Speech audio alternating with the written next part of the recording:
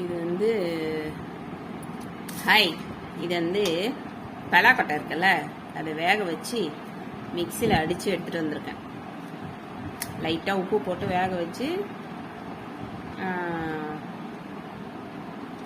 கொஞ்சம் பொலன்னு புட்டு சைஸுக்கு அடிச்சுட்டு வந்திருக்கேன். ஓகேவா? இப்போ பலாக்கொட்டை உருண்டை எப்படி செய்யலாம்னு பார்க்கலாமா? ஓகே. இப்போ வந்து இது கூட தேங்காய், துருவின தேங்காய். ஓகேவா?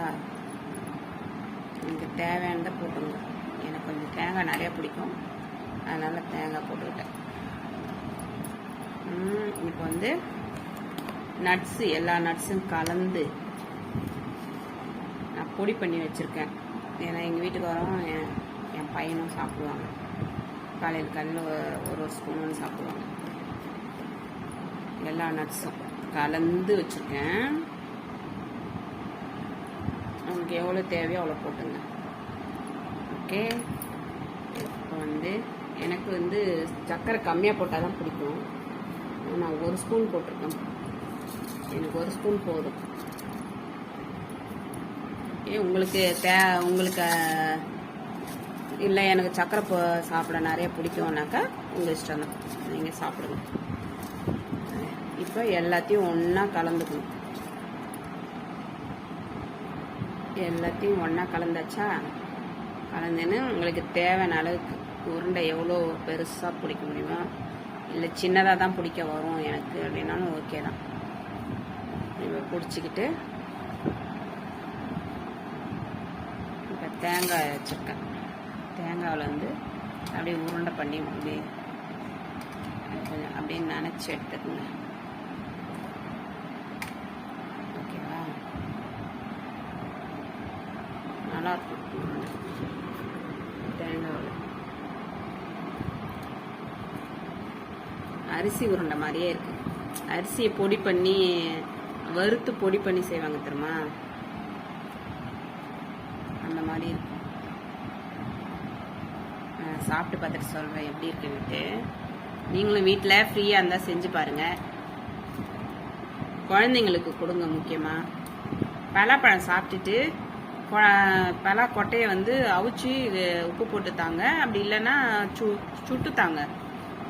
அப்போ வந்து அந்த பலாக்கொட்டை சாப்பிட்றவங்க கொட்டை சாப்பிட்டாக்கா நல்லதுன்னு சொல்லுவாங்க. பலாக்கொட்டை ரொம்ப சூடு.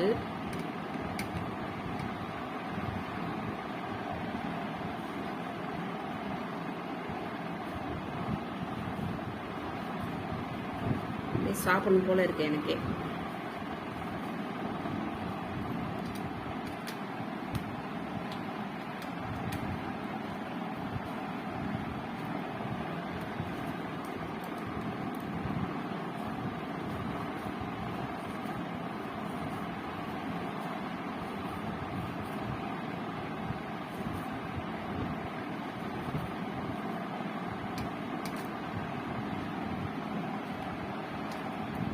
Evening snacks.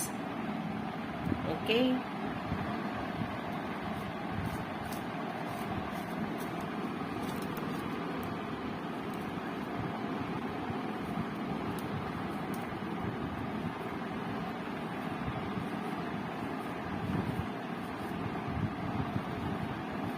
குழந்தைங்களுக்கு செய்கிறது நல்லா கையெல்லாம் நல்லா கழுவிட்டு நல்லா க்ளீனாக செய்யணும்.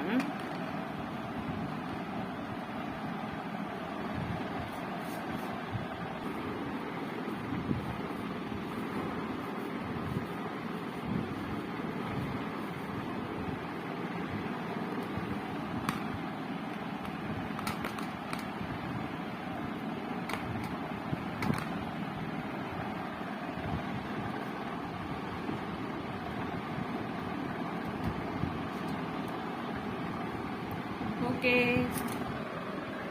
வாங்க பலாக்கொட்டை உருண்டை சாப்பிடலாமா? So so so so so so sweet.